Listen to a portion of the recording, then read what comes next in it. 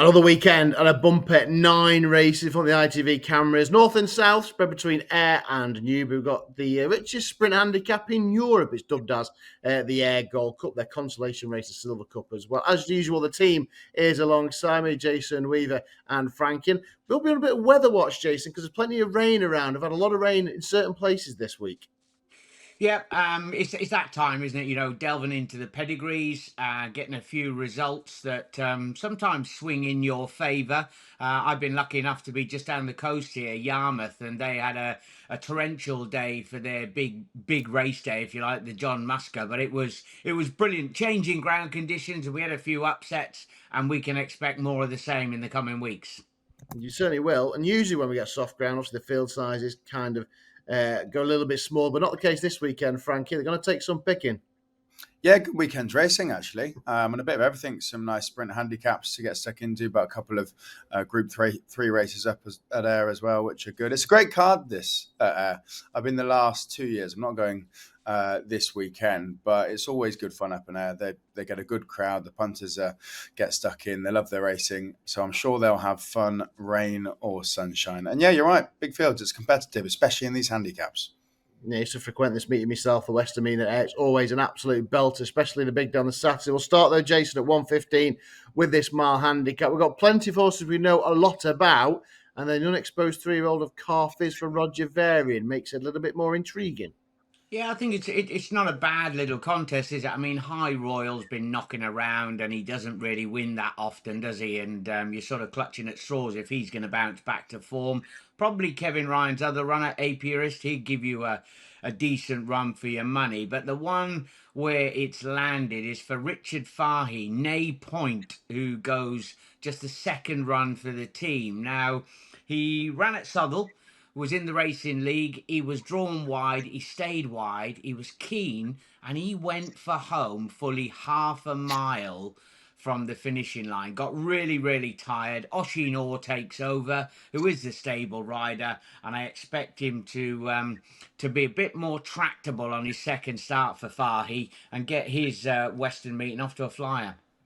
Nay point then for Jason in the opener, Frankie. Let's kick it off with Paul Morenon on board Northern Express. He's bound to have a couple of winners over the next couple of days, isn't he? He was 8th, 4.5 lengths 8th in the Ayr Gold Cup last year. And I think the handicap has been fairly generous. I don't think he's been running that badly that he's had to come down £8. He's now off a mark of 98. He went off a mark of 106 last year. I know he's getting no younger, but he was 7th at the Royal Meeting in the Buckingham Palace. He was 4th at Haydock. He was 6th out of 21 runners at Ascot in that big Moët and Chandon handicap. He's been in the top sort of quarter of runners each time, and I think the handicap has given him a bit of a chance here. So Northern Express off of a reduced mark of 98. It could be a big day for that team, of course. So we'll come on to the Ayr Gold Cup shortly, where they've got Northern Ticker as well. We'll look at the Doonside Cup, though, next, Jason. Listed contest over 10 furlongs. And, well, what a weekend it was for Carl Burke last weekend. Can he continue that?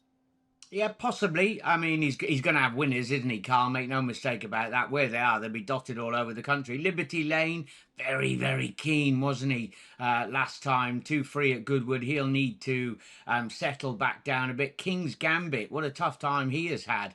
He was a decent 3-year-old. He came back. He's been gelded. He's had blinkers. He's had just about everything thrown at him, but he's got bits and pieces of form. It's got to be the fielding winner, though, hasn't it? Returning off an absence. Al Merrick. Now, he looked really good. He won at York. He then comes out, he wins the fielding, and after that, it was touted, or he was in all the numbers for the Betfred Derby, wasn't he? Haven't seen him for absolutely ages, but the Balding team sending him all the way up to Scotland. Surely he's going to be fit, and he sets off in the same grade. I think this is a springboard for him, Al Merrick. Al Merrick then for Jason. And it wasn't that long ago, it seems, Frankie, when Ashim Murphy burst on the scene with a 4-timer at this meeting. Could have a good winner here in Al Merrick. He could, yeah. And he's won the Ayr Gold Cup as well, which we'll get to. And I think he's got a half-decent chance in that. I agree with Jace, sort of everything he said, really, to reiterate. It's a long way up, isn't it, to Ayr for the Balding team. A long trip for Al Merrick, but hopefully a worthwhile one. The way that he went clear with gosh, what's the horse that was in second at Newmarket that went on? King of Cities that went on to win at York. 6 or 7 or maybe 7 or 8 lengths clear of third, and that form stood up. Just the 3 starts. I think he could be quite a smart horse in waiting. So, yeah, hopefully the long trip's worth it. Okay, we'll stick with you, Frankie. You get the consolation race, the Silver Cup to pick through 25 runners. Pin job? I actually quite like one in here, Matt. Lord Bertie, who's a reasonable. Oh, don't we both? We're both on the Bertie. How have we managed that? Yeah.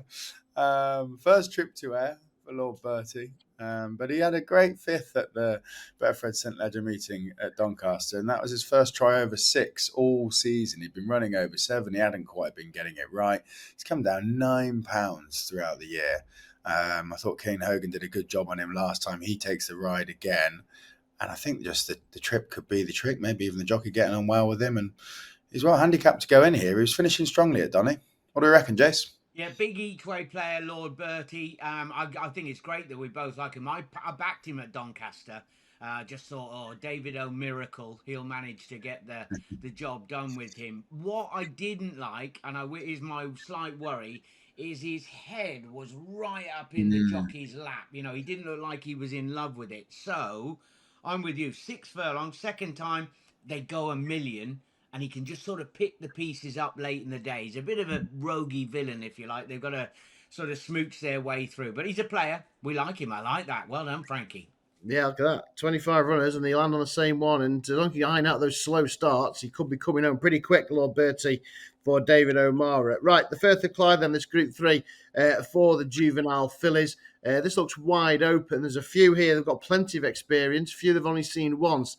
Try and sort this one out, Jace. Yeah, I mean, India Love, 3 from 3, York, Lingfield, and a dead heat at Windsor. Coming attraction, going through the grades nicely. I'm sure that Lightning Polka will attract quite a bit of support off the back of a pretty easy win last time. But I'm with Dandana. I quite like the strong form coming out of the Lowther. What she did do after picking up a couple of small races was run with the choke out at York. She was on the outside, always doing too much, and of course she paid the price for that late in the day. But she's a lovely big quality filly, daughter of Blue Point, and yeah, I think it could be a decent day for Dandana. Who's the man on top? Oshin can do no wrong at the moment. No, looks like he'll be on for another 4-timer then, Frankie. He's with Dan Darner. What do you like in the Firth of Clyde? Yeah, I can see the case, and to kind of double down on the Sheen, anytime he teams up with the Crisford team, he seems to do well, doesn't he? They normally get him on board. They're more fancied runners. So I see the case with her. I'm going to take a stab at Catching the Moon. She made not a good start. A second start was at Beverley, and Richard Farley often starts some nice horses there. She did it so easily under Ashino. She was well backed. I think she went off odds on. He barely moved a muscle on board. So although it's not the same sort of strengthening form as the Lowther, she certainly didn't have to work as hard, and hopefully she's good enough to compete here. So Catching the Moon for me. All right, we'll stick with you because you kind of did insinuate that you might be on Murphy again in the Ayr Gold Cup with Puro Sangwe. Yeah, you might have teed it up nicely at the start of the show. Matt's saying a 4-timer. You might have called it early.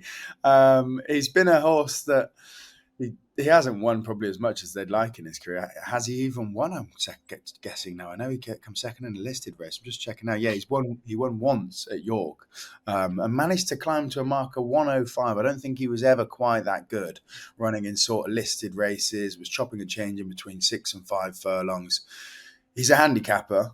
They've figured that out now. His mark is on the slide down to 96. He has been running okay this season. I don't think 7 was the right trip, but I do think if they go hard and he's sort of that gritty sprinter in a way, he might actually finally get his day in the sun. And hopefully Asheen, as Jay said, that can do no wrong at the moment, can work that little bit of magic to give him a chance. So he's probably top of the bill, but you've got to have a few shouts in here, haven't you? I thought, well, you're going to laugh. Yeah.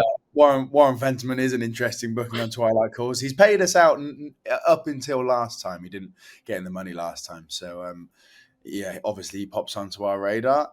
Milford, I've given a couple of shouts to him. I think he's just a tough, hardy sprinter. good second at Chester, good second at the Shergar Cup meeting at Ascot as well. I'd give him a squeak. And then I thought, I don't think the horse has got any form, but I thought Jason Hart was an interesting booking on Badgery, who was second in the trial for this race. He hasn't done a lot, but Jason Hart, good jockey up north. He'd have a pick of a few, I'd imagine. And I thought seeing him all the way down there was somewhat interesting. But yeah, Pure Sang, Matt, I think he can run a good race. He's a bit sort of gritty, and he might just tough it out. That it? You finished? Sorry, so you're walking through the old field. Jace, what wins the Ayr Gold Cup? Yeah, no, I'm very much like Frankie. Just the 9 for me in here today. No, I'll go 2. And first pick, Jubilee Walk, has been a horse I've been keeping a close eye on. Now, James Ferguson not had a brilliant season by his standards. He needs a big one at this time with the sales around the corner to get the job done. Ray Dawson couldn't be any hotter at the moment, could he? He's having a brilliant run. So we got the right jockey on board.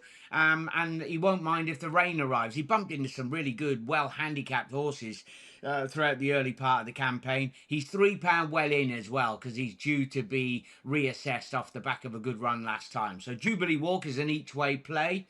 And one Hail Mary, Toyotomi for David O'Mara, has paid out 335,000 for this from the Akana sales. Now, had some good form over in France.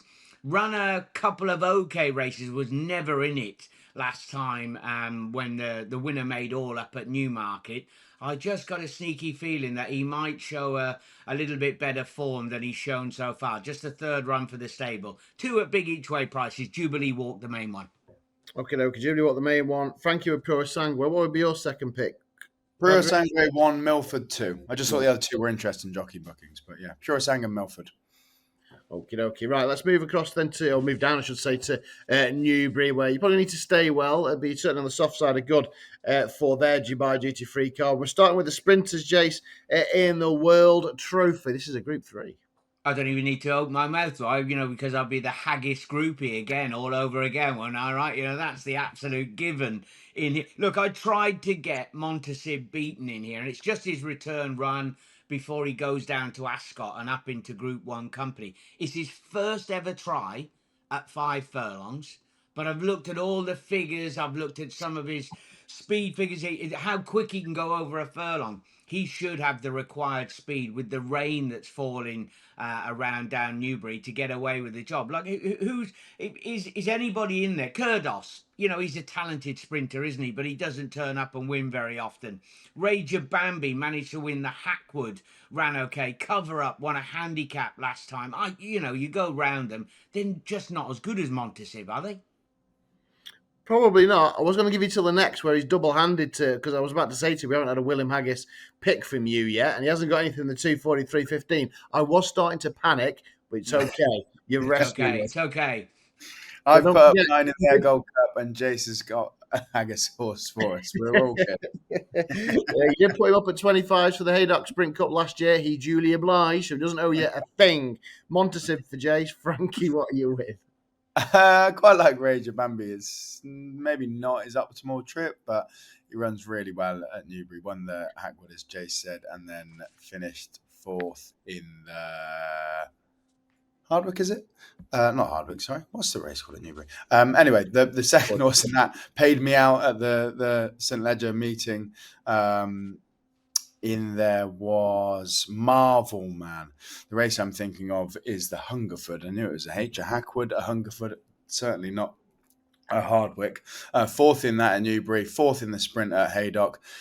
Maybe too quick for him, 5. He doesn't have the best form, but Charlie Bishop riding well. He picked up his second Group 1 of his season over in Ireland. Eve Johnson's having a fantastic season, and Raja Bambi, I'm sure, will give you a run for your money. Okay, Raja Bambi then, from the sprinters to the stayers, and we have this Autumn Cup over an extended mile 5 at Jace. 14 go to post here. Lots of these we know plenty about. Oh, stop it. I put up Dramatic Star last time. What happened? He got absolutely chinned right on the line, didn't he, by his stablemate, ridden by Tom Marquand. Now, if Jason Hart, great jockey, don't get me wrong, if he could have his time again, he's one of those. He got to the front and seemed to float, didn't he?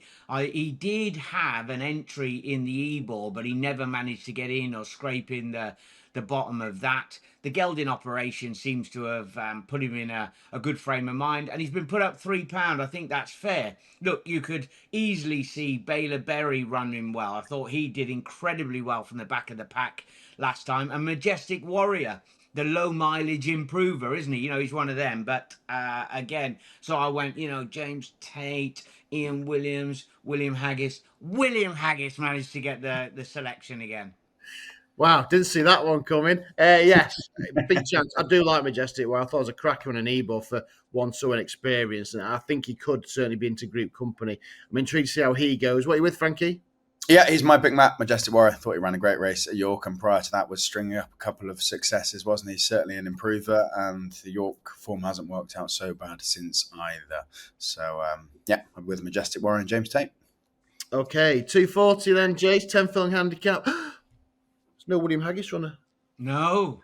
I'm just thinking, when you go through here, look, last year's winner, Mustazid, he's become a bit reluctant, hasn't he, at the start? It's not going to be long before he decides not to jump, I think. And he's certainly got loads of ability, but he doesn't get on with it. You've got Defiance. Theory of Tides, I thought, ran a pretty decent reappearance run at York last time. But they have been banging their head against the wall with Al Mosher, haven't they, for Carl Burke. He was with Charlie Fellows. Wathnan picked him up, and he'd won over a mile and a half at Kempton. They then persisted with him over further the last twice, a mile and a half, and in the Ebor, and he's gone round absolutely with his jockey having his feet in the dashboard. So drops him in trip.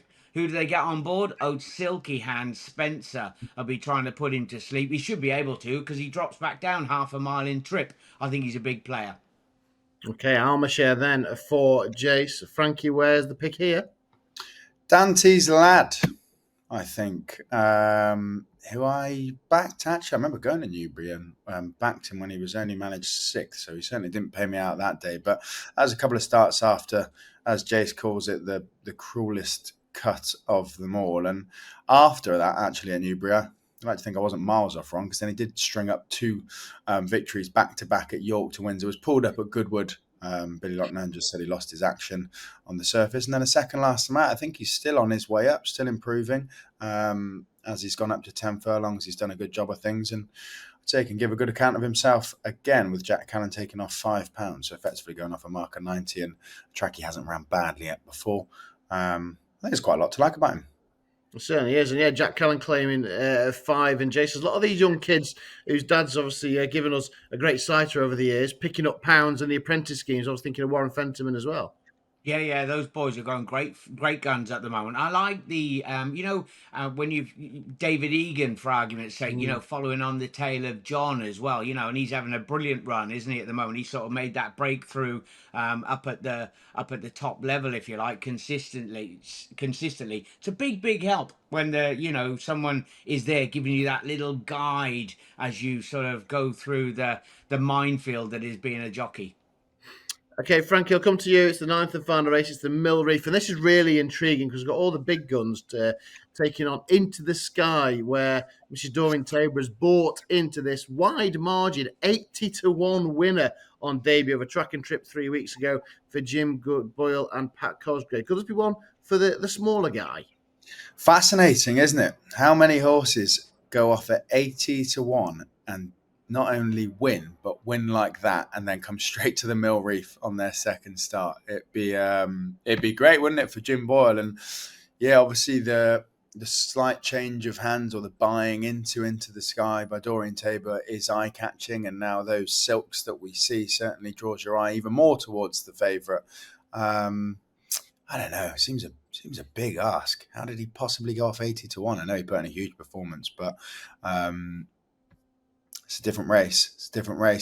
For me, I like Watch a Snoop for Hugo Palmer and Kieran Fallon. And if Jason's been right thus far, Kieran Fallon might have been riding a few winners in flying form coming into this. He was second behind Words of Truth. That was on his debut. and Words of Truth have had a couple of starts and a bit more experience at that point. Since then, Watch a Snoop won at Ascot. And I just like the way that he did it from the front. He made all, he was straightforward. I think at a track like Newbury, if you are straightforward and can do it from the front, then it's no bad thing at all. So for these youngsters with probably what is a reasonably easy ride on a 2-year-old for Kieran Fallon, I think he can just keep it simple and say, let's come and have a crack. So Watch a Snoop in the big one. Been a good season for Hugo Palmer so far. You for or against, Jace? I am against Into the Sky, even though I'd love to see the Jim Ball team have a good horse. Rock on Thunder, they changed the tactics with him and tried to make the running in the gym crack, and he only got picked up late in the day. I thought that was a massive effort and set the bar pretty high, hasn't he, with an official rating of 108. I think that's a pretty lofty target. He could easily pop along towards the front, or they could change tactics again and give him a little bit of a chance. I was going through it, and when you go into the pedigrees, Gold Queen Kindly is out of Queen Kindly, who was herself at a Lady of the Desert. It's a family and a juvenile division that have done incredibly well. Bolted up or won well at Ponty, disappointed at Ripon. I got a little bit of a worry that he might be a 5 furlong horse, but when I saw Carl Burke had one in here, and it's 33-1, just about the outsider of the party. If the dead 8 go, I'll help myself to a little bit of that if the 8 runners go. But I think Rock on Thunder will be incredibly tough to beat, won't he? Could well be, yes. Richard Farley won this race last year, went back north. Kevin Ryan with a chance, and Colberg to take it back north this time. Right, 9 races done. Jason Weaver, best bet of the weekend, please. I was really taken with the fact that Near Point, however you want to call him, ran so well from a bad draw and made a huge middle move and still held on for 4th in what was a pretty hot racing league contest. Upper Ayr, Fahy, Oshinor, lots to like. Okie dokie. Nay Point then for Jason. Frankie? I'll keep it simple. Al Merrick. I know he's going to go off favourite, but I think he's a fair price for what he showed last time out and could be a very, very smart horse. So Al Merrick in the 150 up at Ayr as well. Best bet's coming early in the first 2 races at Ayr then this weekend. Right, thanks to the boys. Jason will be at Newbury on Saturday for ITV. Frankie, myself, once again, out to Chester. A wet Chester. Yeah, season finale. I'll get you a Stein, Matt. It's Oktoberfest, isn't it? It will. I'll join you, mate. And we might just not stop at 1, but please drink and gamble responsibly. Obviously, next week, 3 brilliant days at Newmarket for the Cambridgeshire meeting. Then we've got the Art of Triumph. It really is cranking up some high-class stuff on its way. And we'll cover it all for you over the coming weeks. We'll be back in this weekend, though. The best of luck.